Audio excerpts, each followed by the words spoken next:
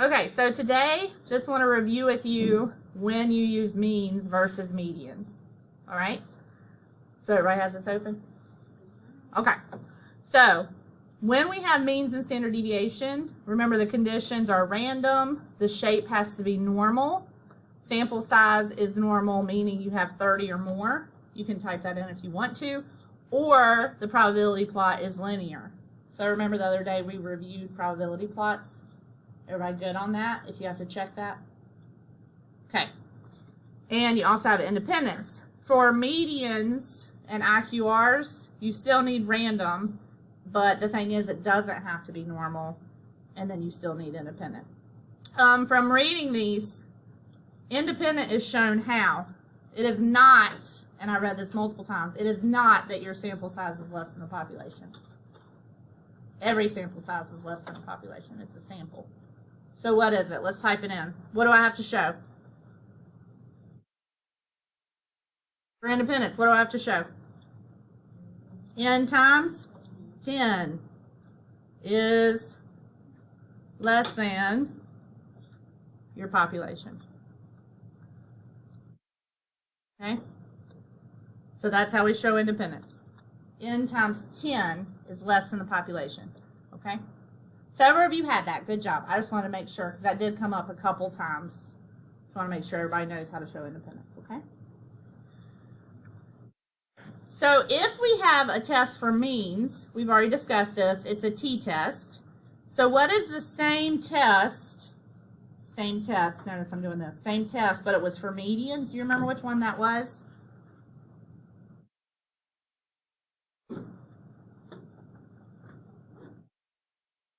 Is it saying it? Homogeneity?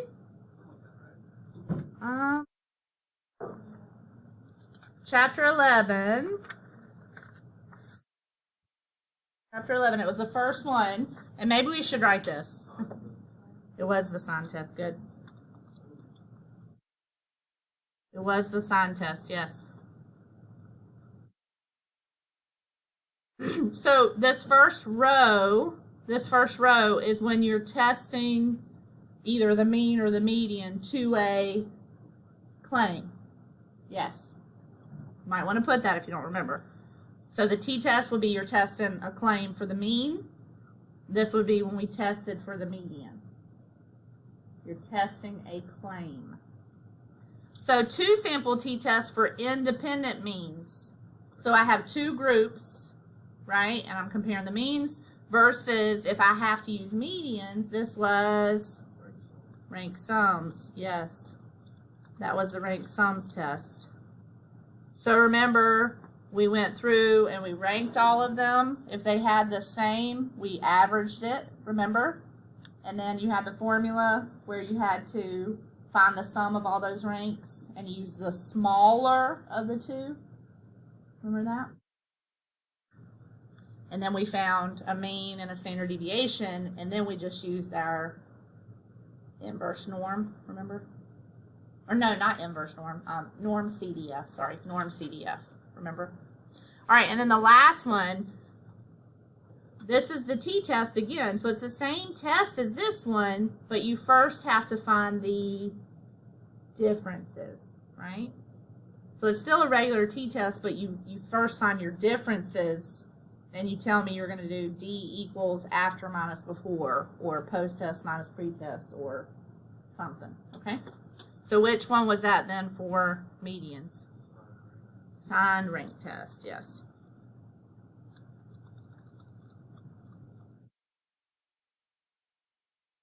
So if we can't show normality somehow, right, because several of you don't have large sample sizes, and that's okay, that happens sometimes. So because of that, you're going to have to check the probability plot, and if it's not normal, you're not going to put my limitation, I got not normal. No. What do you have to do? You have to test the median. Yeah, if your probability plot is not linear, you don't write, oh, I moved on with my test, even though I didn't check the condition. No. You test medians then, okay? So your data collection is the same, but the graphs would be the same, right, for the means. So which test would you choose? So if I look at this first one, the first pair of graphs, here's my distribution, my histogram. Here's my probability plot. So which one would I do? What kind of test?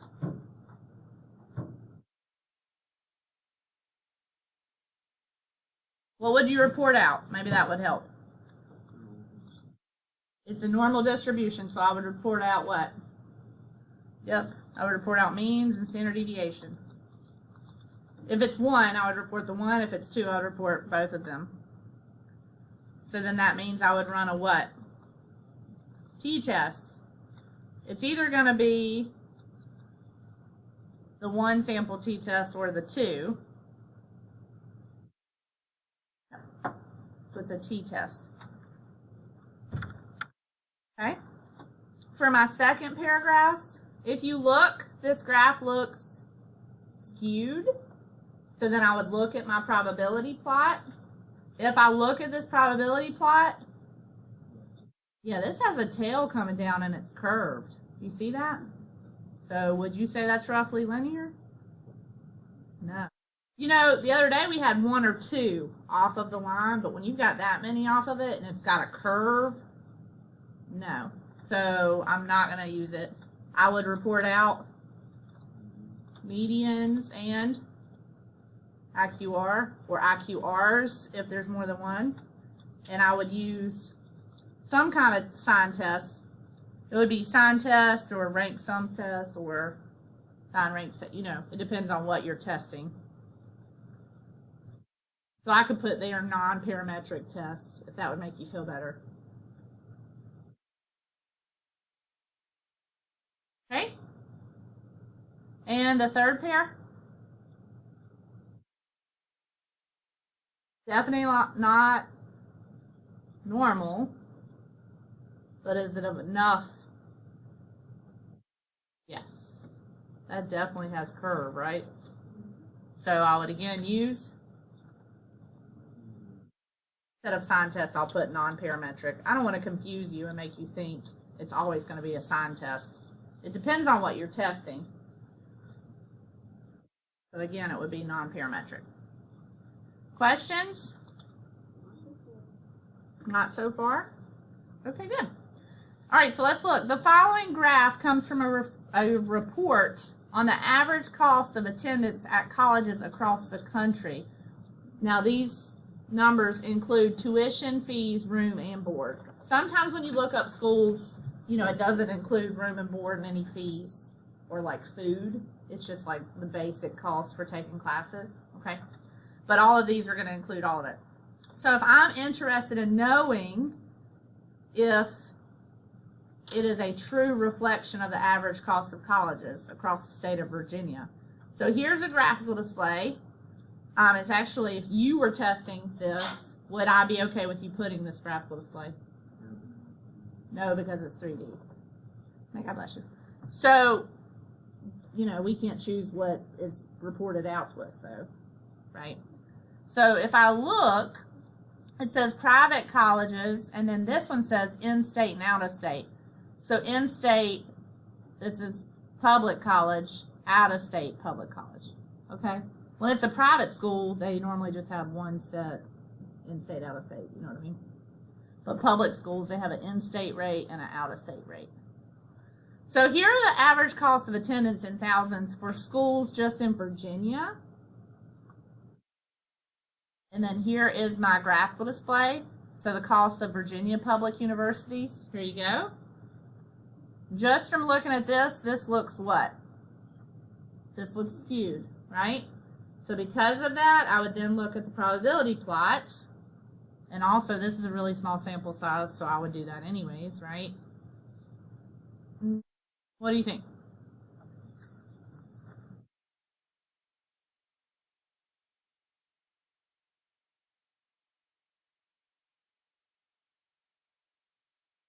We got several off the line, and it actually kind of looks curved, right? Doesn't that look curved? Most of them are not even on the line. So, what kind of test would you run? Parametric, okay? Let me go to insert and put a text box in right here. So we would run a non-parametric test, okay? Because we're going to look at the median and IQR then, right? Right. So because we would run the non-parametric test, we would actually need to find the median and the IQR. So you'll see right here, we gave you instructions for how to make a box plot. Because if you're using median and IQR, you're not going to refer to your histogram then, you're going to need a box plot. So highlight the data only, go to insert, use the drop down arrow at the bottom right corner, click the all charts, choose box and whisker, and then you can adjust your Y values by clicking on the numbers. You add in, maybe on the axis, right, go to axis options, you can change your max and min, add the title, and then choose your themes and colors. So go ahead and make a graph then for me, everybody. So if I want this data, I can highlight just this, and I can also get that title if I want. I'm going to go to Excel.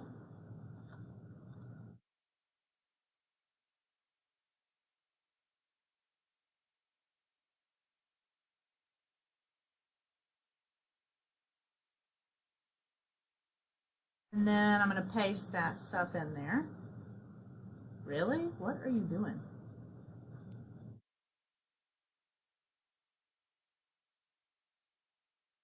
Sometimes. All right. So there's my values. I'm going to go to Insert, Charts, All Charts, Box and Whisker. Okay.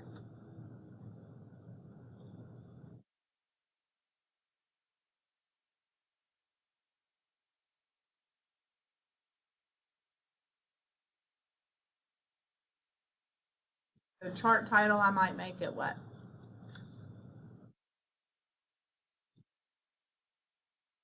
Cost of public universities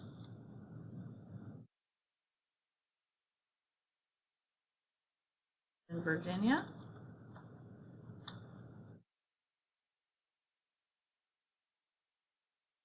I want to pick a different color.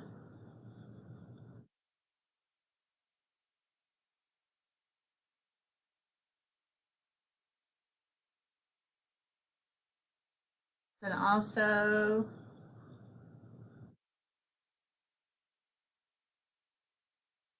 get rid of that, or try to. There we go. And then I go to add chart element, axis titles, more axis titles, and it gives me both. So this one I might put the average cost of attendance in thousands. Over here I'm going to put, or actually I can put that there, couldn't I? Do I need this one? No, I actually don't need that one. I need to put that here. Average cost of attendance in the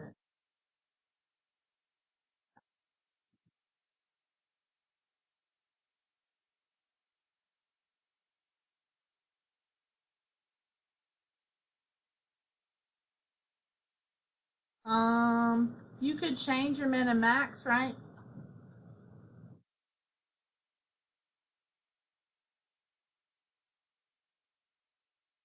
Did you see how I did it? I double clicked on this and then I chose the bars right here. I can change the minimum and the maximum if I wanted to, okay? So maybe I changed the minimum to, what do you think? What would be a better minimum? Look at this. Yeah, this is all blank. So maybe I change it to 20,000. Oh yeah, doesn't that look better? I could also maybe change the maximum to what? 2, but I could change it to 38,000, right? I probably need a different color, don't you think? If people are sitting in Frith and they're looking up here at my screen, can you see the mean very good? No, so maybe I should change my color back to something lighter.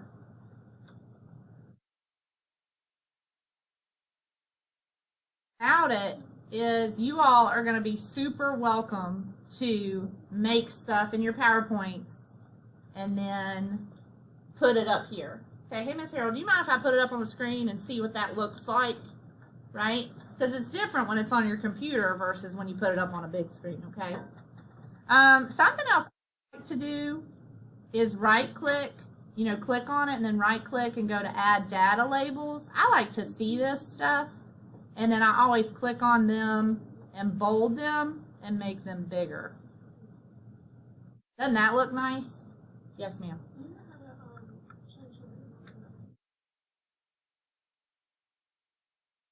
I don't know how to change it on a Mac, but we will figure it out. What happens when you double click this? Does it pop up on the side? Okay, so she just told me that several of yours don't match mine, and it's highlighting this one and then looks like it did not get this last one. So if you'll give me just 1 second. Just the numbers. Go to insert. Let's see if this will fix it, okay? Y'all, whenever you're using a computer, it's trial and error, okay? So let me see. Click. On. There we go. So I'm going to change that to 20,000. Change my color. What? What are you saying to me? It's floating. Hold on, y'all tell me if they match now. Yeah, so that was the issue. That's an easy fix. Thank you for telling me that. Okay, so I'm going to change my chart title back.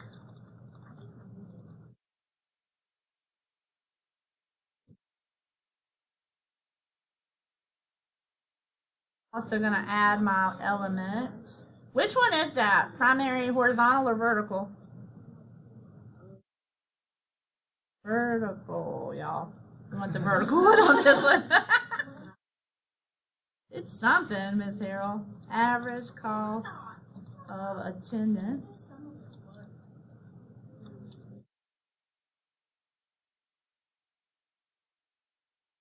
Okay. I would probably make that a little bit bigger.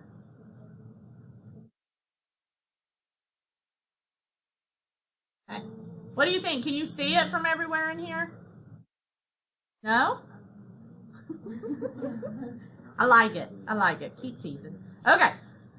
So, like I said, you are all more than welcome to make stuff, because we're going to have lab days. And if you want to just shoot me an email, I can pull it up on the big screen and we can look together, see if it's going to be a good graphical display. Okay. All right.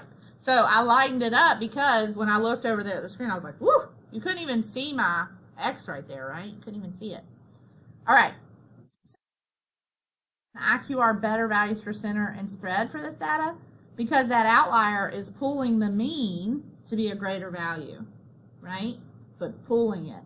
So it appears the typical cost of college is higher than it really is. So the median is a better measure of center for most schools. This is the type of stuff we want you to talk about, okay? And then which type of test would we choose? This is an instance where it would be compared to a claim, right? So it would be the sign test, okay? And then if you choose this method, we literally just taught this chapter before we started doing a review, so we want you to review your notes if you need to, okay? If you have to use this testing method, all right? Questions? No?